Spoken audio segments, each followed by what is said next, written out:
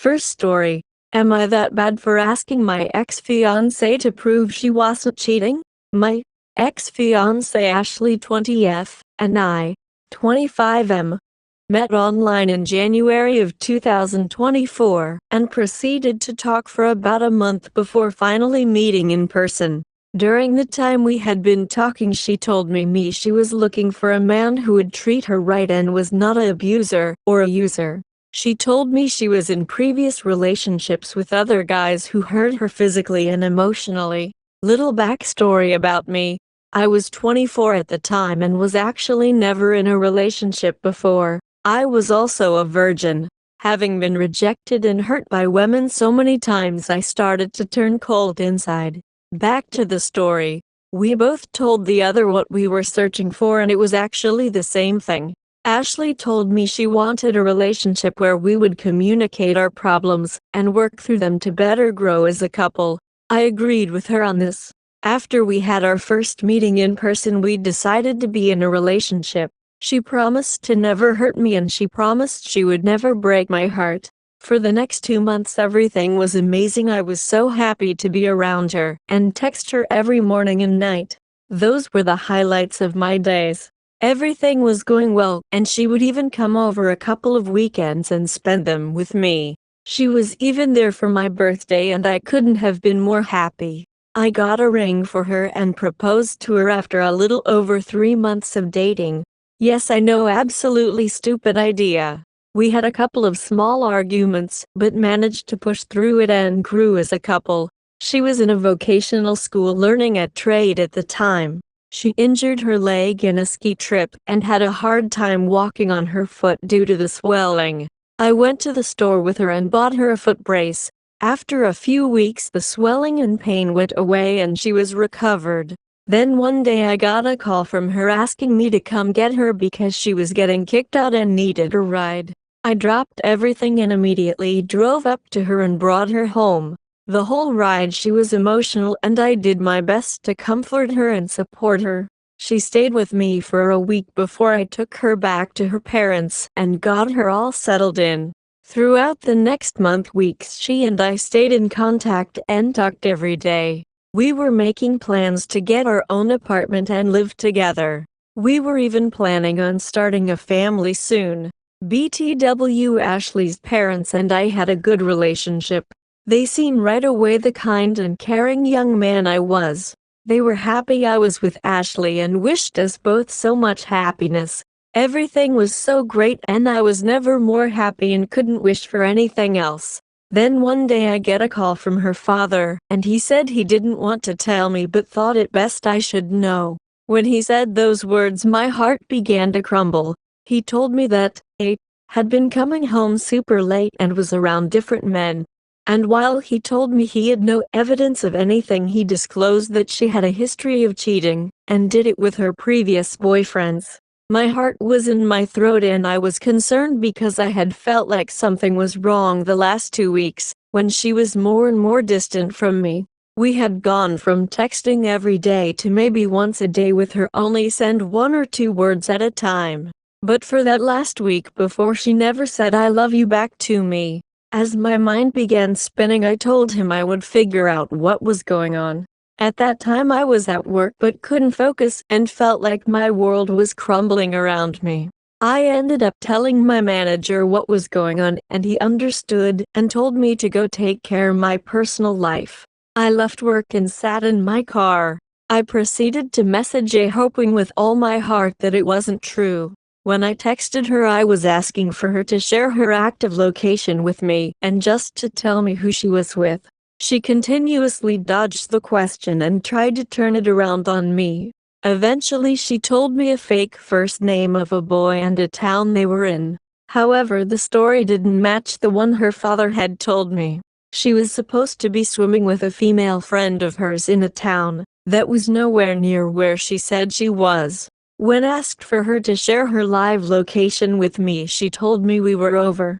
She never once gave it a second thought or anything. I was devastated by it. I went from being one of the happiest men in the world to having that entire world crash down around me in seconds. After she devastated my heart, I got in touch with her family to let them know. They invited me over that day and felt bad that it had happened that way. The parents tried to comfort me and encouraged me that everything would be alright. But never once did I turn her family against her on purpose. There is more happening on their side, but that's not something I will be sharing here. Ashley and I talked a few days later. She blamed me for everything wrong in her life. I was trying to be civil and nice, but she deliberately tried to hurt me with insults. Later that same day, I ended up rolling my car while driving down the highway. She never once cared.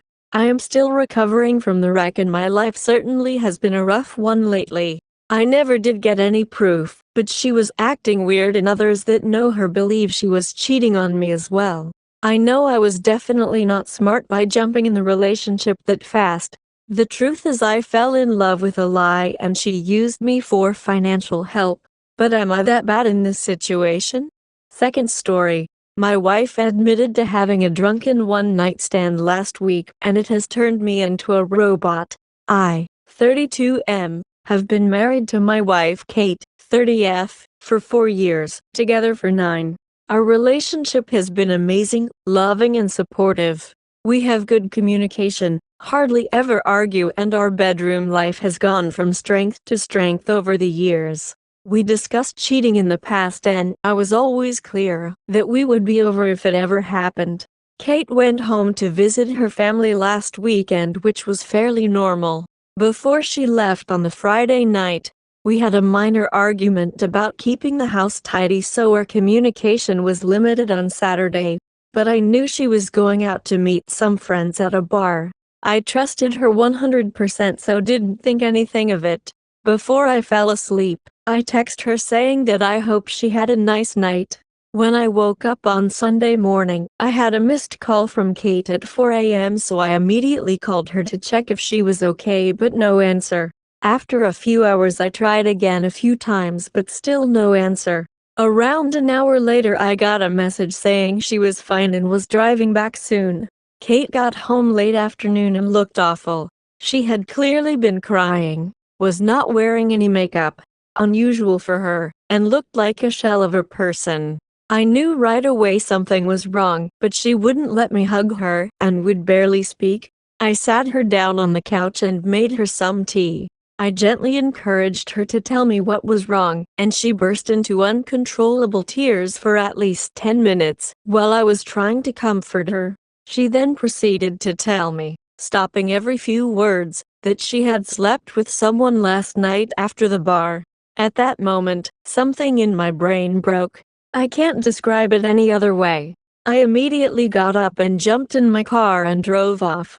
I went to a park and walked around it for about an hour. Kate was calling my phone constantly and I turned it off. When I got home, I grabbed 2 suitcases from the garage and went to our bedroom. I threw some of Kate's clothes and shoes into them and left them by the front door. Kate was lying on the floor in the living room, curled up into a ball, sobbing. I called her best friend who lives nearby and told her that Kate needed a place to stay and a ride to her place, and that Kate could explain everything to her later. I told Kate I was leaving for an hour and that her friend was coming to pick her up. She grabbed onto my legs, trying to stop me from leaving. When I returned home again, Kate was gone and so were the cases. On Monday, with a clearer head, I answered one of Kate's many calls and told her that I needed her to send me an email with as much details as possible of that night, and if she leaves anything out, there will be no hope of reconciliation. I received this email on Monday night but still haven't opened it. Since then, everyone has been trying to contact me, but I have just been working, exercising and sleeping. One of her friends turned up at my house with an attitude demanding an explanation. I told her to speak to Kate and closed the door in her face. I have also been speaking to divorce lawyers, have moved money into separate accounts and blocked Kate and all of her friends on everything. Everything I have done since I found out seems like I have been on autopilot. I don't feel angry, upset or overly emotional, just numb. Kate posted a note through the door yesterday asking me to meet tomorrow, but I'm conflicted. Should I meet her? Will it change anything? Is there any point in trying to reconcile? Is it normal to feel like a robot, and how do I snap out of this? Just to add that when I came home the first time, Kate confirmed it was consensual. She was drunk but knew what she was doing. Update. After reading your comments, I decided to meet with Kate but not read the email. Kate came to the house yesterday, and when I opened the door she looked terrible. She tried to hug me and started mumbling apologies, but I stopped her and we sat down to talk. I started by telling Kate that I would be recording the audio of the conversation, and she agreed. I then asked her to explain what happened and told her that I haven't read the email she sent. Kate said she had been at the bar with two friends I know and like both of them, and told me what she had to drink. I was surprised at how little she drank because it was the same amount we would normally drink when going for dinner, a few glasses of wine and a cocktail. She admitted she was only slightly tipsy. One of her friends, Sarah, has a younger brother, Max, 27, who came to pick them up around midnight. It's a running joke in their group that Max has had major crush on Kate since high school, and I had heard them joke about this. The four of them went to get some food and Max then dropped each one off until it was just him and Kate. Kate said she didn't want him to drive the 20-minute to her parents' place after working all day, so would just order an Uber from his apartment. She went into his apartment to order the Uber but couldn't get one. Max suggested she should crash in his bed and he would take the sofa. He would then drop her off in the morning. Kate refused and continued to try to find an Uber. They were sitting on Max's bed and he kissed her. She kissed him back and they ended up having sex. After that she broke down crying from guilt and Max took her home. She cried for another hour, then tried to call me to tell me what she had done. We had to stop a number of times because Kate kept breaking down and crying hysterically. She told me it was a huge mistake. She got caught up in the moment. It was terrible. She only loves me, blah blah blah. After she was done, I told her that her story didn't make sense, but it didn't matter at this stage because I was done. This caused another breakdown. I told her I was going to continue with the divorce preparations, but for the next month we would be separated with no contact. I also told her that we would both remain faithful, would get a full STD panel, and she would tell our mutual friends and family what happened. If she sticks to these conditions, I would be willing to meet again to see if there was any way forward other than divorce. She enthusiastically agreed to this, but made it clear that she did not expect me to stay faithful to her. I know many of you will criticize this decision, but I need to be sure that divorce is the right option after I have had time to process everything that has happened. I am still 99% sure that is where we are heading, but I need to be 100% certain. Update. A few things have happened in the last week, so I thought I would make an update post if anyone is interested. First of all, I'm not in robot mode anymore. I have been having bursts of intense feelings of anger and betrayal, but have been keeping busy with work and exercise. My friends have also been great since they found out and have been dragging me out of the house to hang out. I decided to read the email and wished I hadn't. The story Kate told in the email was mostly the same, but there was no mention of going into Max's apartment to order an Uber. There were also pretty explicit details of what they did, for how long, and that they had apparently used a condom. I will never be able to forget this description. Many people who were originally criticizing me for kicking Kate out of the house have now apologized, but they can keep it. Kate's parents reached out to apologize, and I spoke to them, because we had a good relationship before all of this.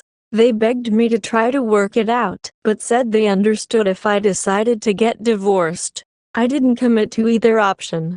Kate's other friend, that was there that night, contacted me to tell me her side of the story. It mostly matched up. Bar food home. She said Kate could stay over at her house, but she refused, saying she was driving home early the next morning.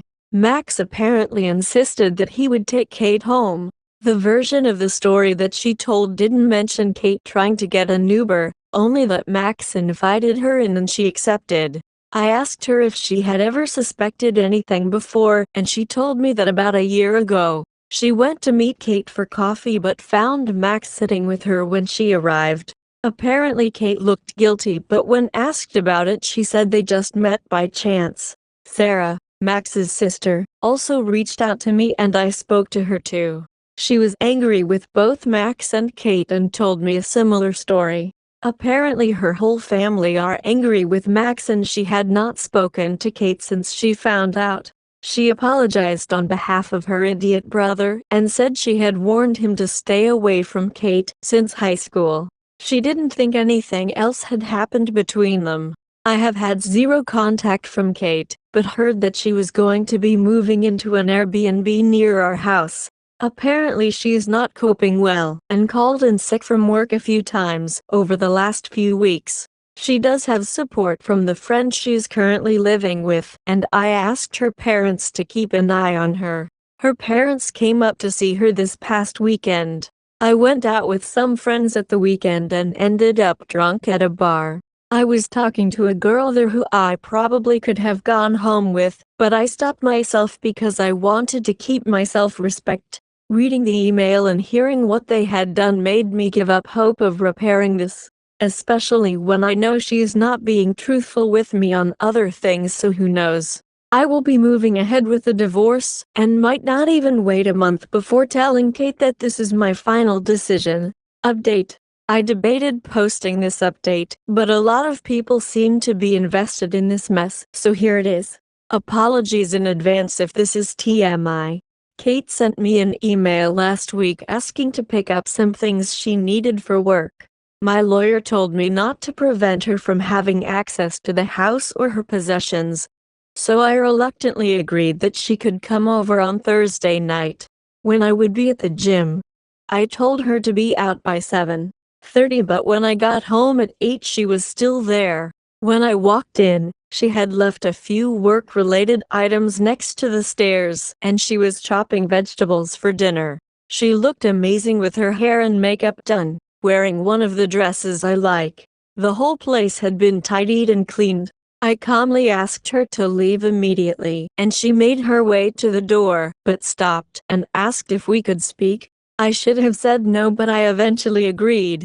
We sat down and had a conversation for around an hour, which jumped from topic to topic. Again, I told her I would record the audio and she agreed. I started by asking her if she had kept her side of the agreement we made the last time we spoke. She said she had taken an STI test which was all negative. Mine was too, thankfully, and a pregnancy test which was negative.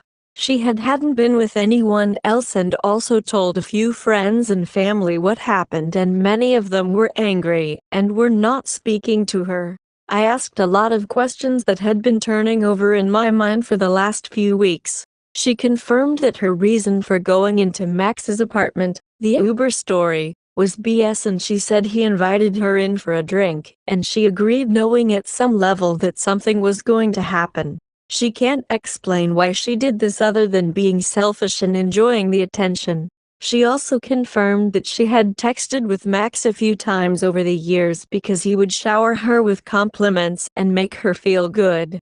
He would always initiate, and she was apparently careful not to lead him on, and said she had never sent him explicit messages or pictures. Kate also told me that they had hooked up about 6 months before we got together but never had sex. She admitted that she was always a bit curious. Her story about being caught at the coffee shop was that Max had texted her asking what she was up to, and she had told him where she was. He then turned up. She swore this was the first time they had ever done anything since we had been together. She said there was nothing missing in our relationship, and she hates herself for ruining her perfect marriage and causing me so much pain. I told her that I still don't believe her story, and that there was no point in continuing the conversation. She calmly asked what she would need to do to make this right, offering up her phone, location sharing, not going out without me, etc. She had clearly been doing some research. I said that I had no plans to become her prison guard, especially when I would never get over the betrayal. Things then took an unexpected turn which caught me completely off guard.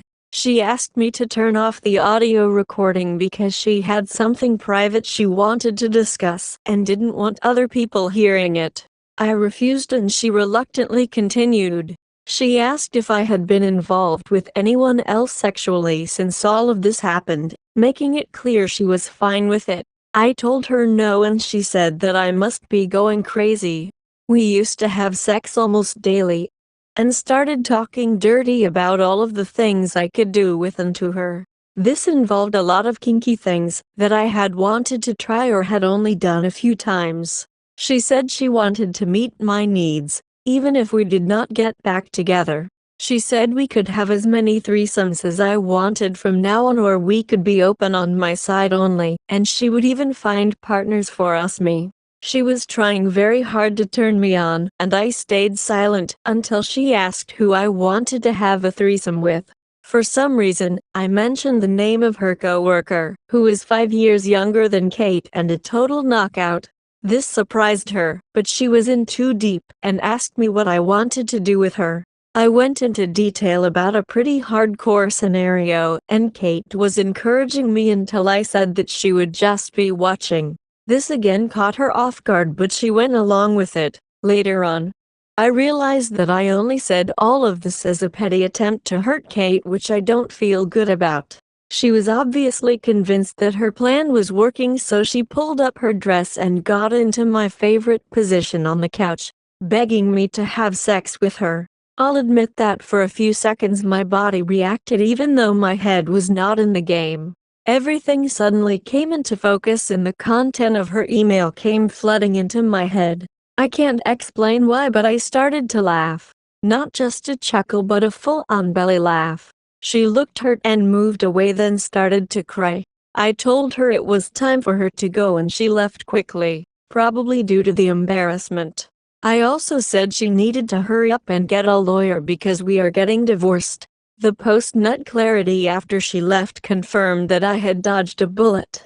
I have a meeting with my lawyer later this week and want to move forward with a divorce as quickly as possible. Third story. My wife, 36F, cheated on me, 40M. She doesn't think so. I would love to tell the whole story, but I have been banned from other subs for doing so, so I stick to the basics, because I have to get it off my chest somewhere. My wife and I have been in the swinger lifestyle for about a year. We had threesomes with men and swaps foursomes with other couples. 2 weeks ago on Saturday we had sex with a new guy, call him X, in a threesome. Sunday we had a very difficult talk about something unrelated, but it made me hesitant to speak the full truth, because she asked me not to be so negative. It was way more complicated, but that's the important part. She planned to go to a sex-positive party on her own, with some friends of ours, the next Friday. Monday she talked to X and asked me if we would go for a private date with him, threesome, or she might go on her own. Just them in a hotel. That never happened before, but she had expressed the desire to do that sometime, and I had expressed my willingness to let her under the right circumstances. I told her I had to think about X some more before I would make a decision. From Sunday till Tuesday she had pain in her lower abdomen. The doctor said it might be a hernia. We decided she should not engage in sex until she saw a specialist to confirm, which was scheduled for the Monday after. That decision fell Tuesday and was communicated to our friends, who would go to the party with her. On Thursday we heard that X would be on the party on Friday. Because of the talk on Sunday, we had by then decided to engage in couples therapy, scheduled for Friday 8 days later. I told her that I would like to postpone everything regarding X until after our couples therapy. Friday she went to the party. We talked Saturday afternoon, where she told me she had danced, kissed, orally pleased, been fingered and decked by X the night before. I shivered and broke down. Over the course of the next couple of days in the therapy last Friday, which had been scheduled for an entirely different problem, it became clear she had a totally different perception. Regarding the possible hernia, she said, she didn't feel any pain on Friday, so she didn't think it mattered.